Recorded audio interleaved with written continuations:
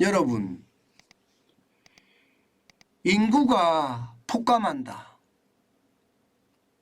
그에 따라 인구 소멸에 대한 위기가 커진다. 그러면서 대한민국의 어떤 침몰에 대한 이야기가 나온다. 이 말이 여러분 사실일까요? 여러분, 이 말 사실입니다. 여러분, 이거 한번 보세요. 전년 대비입니다. 2022년 인구 감소 수입니다. 여러분, 이게 200이 아닙니다. 2만도 아닙니다. 20만입니다. 20만. 20만 명이 줄어들었어요. 20만 명이. 어마어마하게 줄어드는 거죠. 실제로 보세요. 대한민국 2021년만 하더라도 5,164만 명이었습니다. 그런데 2022년에는 5,144만 명이에요. 20만 명이 줄었잖아요. 말이 20만 명이지 20만 명 어마어마한 숫자입니다. 그런데 이 인구가 줄어들고 있다는 사실은요, 대한민국의 큰 위기라고 이야기할 수가 있습니다. 이런 큰 위기는 여러분 인구 소멸로 가는 아주 지름길이라고 이야기하니까 충격적이죠. 게다가 말입니다. 3년 연속 감소하고 있습니다. 3년 연속. 2020년에 2만 명 감소했거든요. 그런데 2021년에는 19만 명이 줄었습니다. 그리고 2022년에는 20만 명이 줄었습니다. 3년 연속 감소예요. 예, 이것을 다 합치면 말입니다. 3년 동안 줄어든 우리나라의 인구는요, 적어도 말입니다. 41만 명이 돼요. 41만 명. 41만 명이면요, 중견도시 하나가 사라진 거예요. 중견도시. 예. 상주가 한 10만 명 정도 되거든요. 그러면 상주라는 그런 도시 4개가 사라진 겁니다. 4개가. 그러면 위기라고 봐야 되겠죠. 대한민국에 상주라는 도시가 4개가 사라졌다 생각을 해보세요. 어마어마한 상황이다. 이렇게 얘기할 수도 있는 겁니다. 여러분, 이거보다 더 큰 위기 있을까요? 아마 이거보다 더 큰 위기는 없을 거예요. 예, 저는 이런 큰 위기 앞에 윤석열 정부가 해야 될 일이 어마어마하다고 생각해요. 저출산 고령화 사회위원회, 예, 여기는요 그 어느 때보다 확실한 인물을 심어서요 대한민국의 인구 소멸을 막아내야 합니다. 그래야만 대한민국이 앞으로 점점 강해질 거예요. 지금처럼 인구가 줄어들잖아요. 그러면 대한민국은 경제력까지도 쪼그라들 겁니다. 3년 사이에 41만 명이 줄어들면 여러분 집값은 안 떨어질까요? 당연히 떨어질 거예요. 그리고 실제 말입니다. 예, 중소기업이나 중견기업이나 대기업이나 일자리가 예, 쉽게 말하면 남아 돌아서예요. 사람을 구할 수 없어서 난리가 날 수도 있습니다. 이미 시장에서는 그렇게 보이죠. 여러분도 알다시피 3D 업종이라고 해서 중소기업은 지금 그 어느 때보다 어려움을 겪고 있습니다. 예, 더럽고 어렵고 위험한 일은 안 하겠다. 그래서 진짜 어려움을 겪고 있잖아요. 여기에서 지금 대기업까지도 전이됐잖아요. 조선업계에서는 일할 사람이 없어서 난리라고 이야기하잖아요. 일할 사람이 없어서. 오죽했으면 동남아에서 사람들을 공수해 온다 이런 얘기까지 나오겠습니까?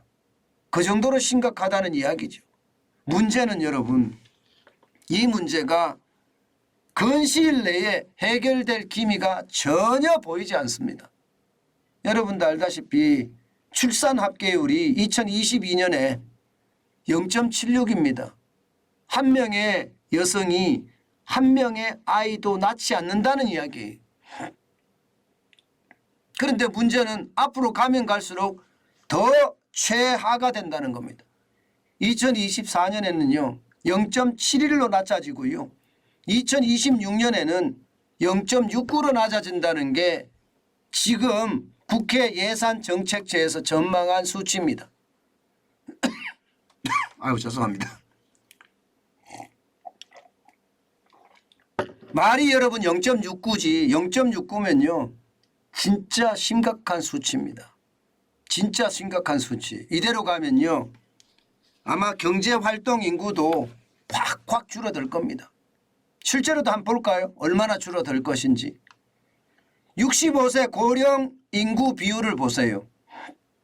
남자가 됐든 여자가 됐든 남자는요. 2022년에 지금 보시면 407만 명으로 15.9%입니다. 여자는 520만 명으로 20.1%예요. 고령화가 굉장히 빠른 속도로 진행되죠. 2018년에 16.9%였던 여자 비율이 20.1%예요.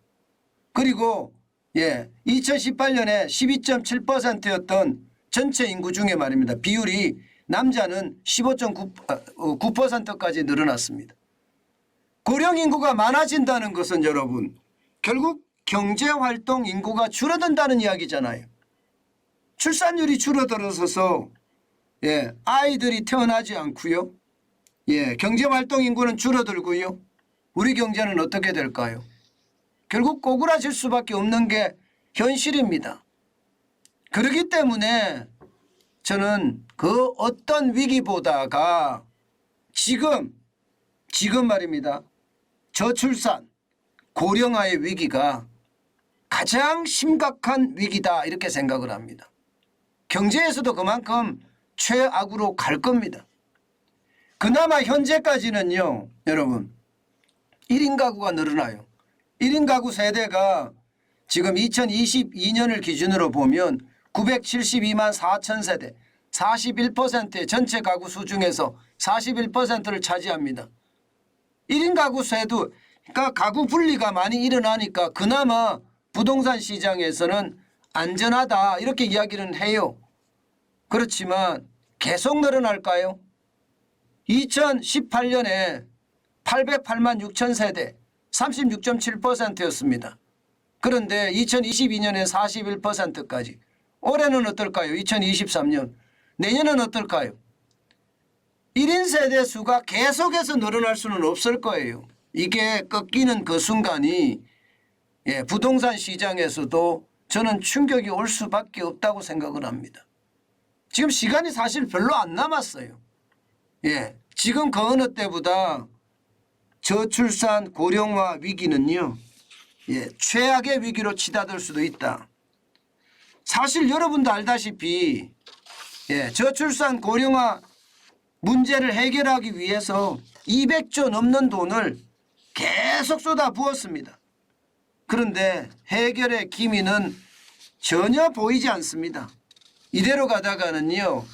대한민국이 사라진다 이런 말이 나오는 거예요. 저는 중국의 인구가 줄어드는 것 어쩌면 당연해야 된다고 생각을 하지만 워낙 인구가 많기 때문에요. 그런데 우리나라는 5천만 밖에 안 되는데 이게 1년에 20만 명씩 줄어들면 대한민국의 소멸의 시간은 더 빨라질 수도 있을 겁니다. 물론 팬데믹이라는 것 때문에 고령자, 노약자들이 많이 사망한 탓도 있습니다.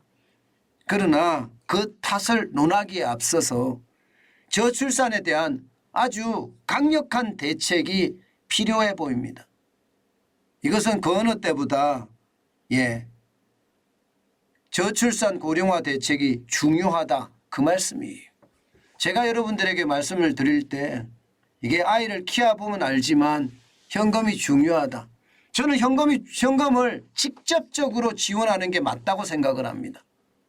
헝가리식 모델이라고 했나요? 저는 그게 반드시 필요하지 않을까 그런 생각도 해봅니다. 획기적이라는 말이 어울리지 않습니다. 개혁적이라는 말도 안 어울릴 거예요. 오히려 말입니다. 파괴적인 저출산 대책이 그 어느 때보다 시급해 보인다. 이렇게 여러분 말씀드리겠습니다.